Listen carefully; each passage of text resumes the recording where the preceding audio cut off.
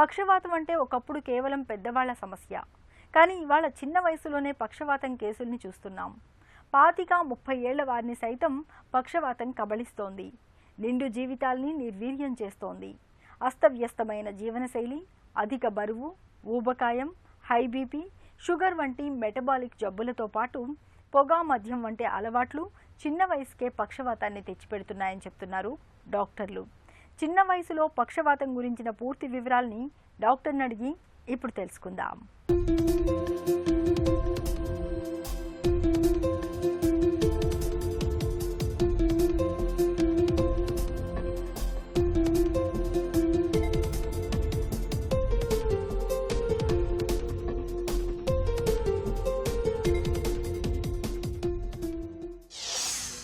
చిన్న వయసులో పక్షవాతం ముప్పు ఎందుకు పెరుగుతోంది?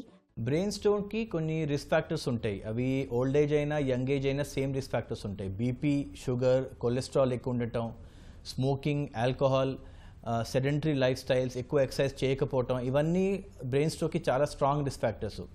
మన ఈ ఏజ్లో యూజువలీ యంగ్స్టర్స్ కూడా స్లోలీ ఎక్సర్సైజ్ తగ్గిపోయింది, జాబ్స్ వల్ల సెడెంటరీ లైఫ్ స్టైల్ పెరిగిపోయింది, ఫుడ్ హ్యాబిట్స్ చేంజ్ అయినాయి, బయట ఆయిలీ ఫుడ్స్ తినేసరికి కొలెస్ట్రాల్ ఎక్కువైతుంది.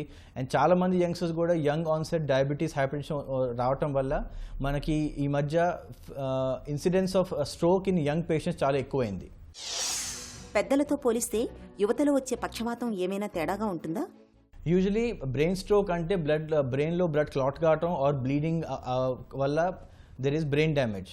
ఇది పెద్దలు అయినా చిన్నవాళ్ళు అయినా సేమ్ సిమ్టమ్స్ ఉంటాయి, కానీ యూజువలీ చిన్నవాళ్ళలో కొంచెం సిమ్టమ్స్ సివియర్గా ఉంటాయి. But at the same time because younger పేషెంట్స్కి బ్రెయిన్ యంగ్ ఉంటుంది, రికవరీ ఛాన్సెస్ ఎక్కువ ఉంటాయి, ఎక్కువ యాక్టివ్ ఉంటుంది కాబట్టి హీలింగ్ ఎక్కువ ఉంటుంది. సో దానివల్ల రీజనరేటివ్ పవర్ ఎక్కువ ఉన్న వల్ల యంగ్ పేషెంట్స్కి స్ట్రోక్ వచ్చినప్పుడు recovery is faster and recovery much better ఉంటుంది. పెద్దల్లో పక్షవాతానికి, యువతలో పక్షవాతానికి చికిత్స ఒకే రకంగా ఉంటుందా?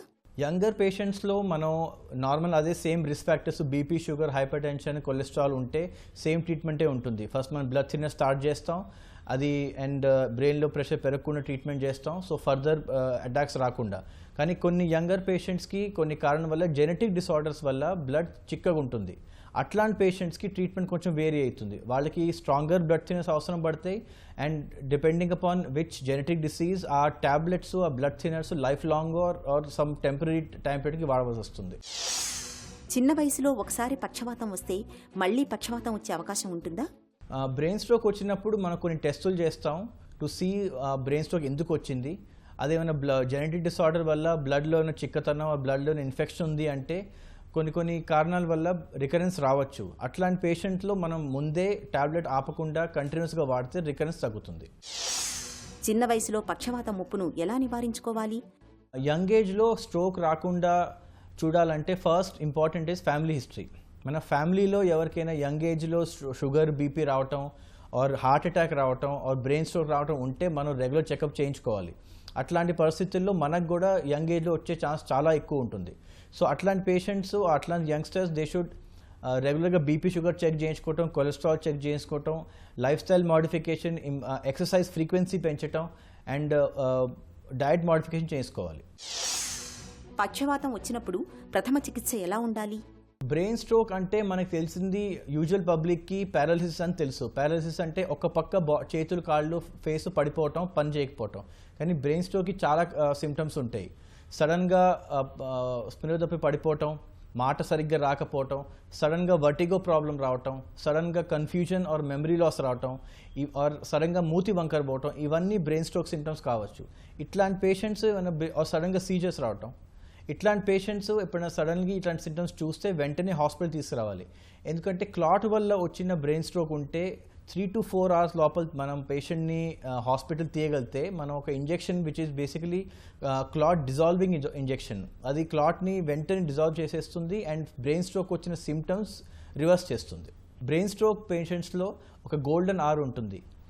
అట్లాంటి పేషెంట్స్ సిమ్టమ్ రాగానే వెంటనే హాస్పిటల్ తెస్తే within 3 hours or at least 4.5 hours లోపల తెస్తే మనం ఒక ఇంజెక్షన్ ఇస్తాం. ఆ injection is basically clot dissolving injection. ఆ ఇంజెక్షన్ ఇవ్వగానే ఆ క్లాట్ పూర్తిగా ఓపెన్ అయిపోయి సర్క్యులేషన్ మళ్ళీ స్టార్ట్ అవుతుంది. దానివల్ల బ్రెయిన్ స్ట్రోక్ సిమ్టమ్స్ అన్ని రివర్స్ కావచ్చు. చిన్న వయసులో బ్రెయిన్ స్ట్రోక్ వస్తుందంటే దాని మెయిన్ కారణం life style change. Compare to మన పేరెంట్స్, మన గ్రాండ్ పేరెంట్స్, ఈ మధ్య youngsters food habits, life style habits ఇవన్నీ చాలా చేంజ్ అయినాయి. సో మనం బ్యాలెన్స్డ్ డైట్ తినటం, avoiding junk food and having a balanced regular exercise is very important. చిన్న వయసులో పక్షవాతాన్ని నివారించుకోవడానికి జీవనశైలిని, అలవాట్లను గాడిలో పెట్టుకోవడం ఒక్కటే పరిష్కారం. అంతేకాదు, పక్షవాతాన్ని తెచ్చిపెట్టే రక్తపోటు విషయంలో ఎప్పుడూ ఒక కన్నేసి ఉంచాలి. పొగ, మద్యం, ఒత్తిళ్లకు దూరంగా ఉండాలి. చిన్న చిట్కా మీకోసం. హై బీపీ, గుండె జబ్బుల్ని నివారించుకునేందుకు ప్రతినిత్యం బాగా మెత్తగా ఉడికించిన 2 వెల్లుల్లి రెబ్బల్ని తినడాన్ని అలవాటు చేసుకోండి. హై బీపీ, గుండె జబ్బుల ముప్పు చాలా వరకు తగ్గుతుంది.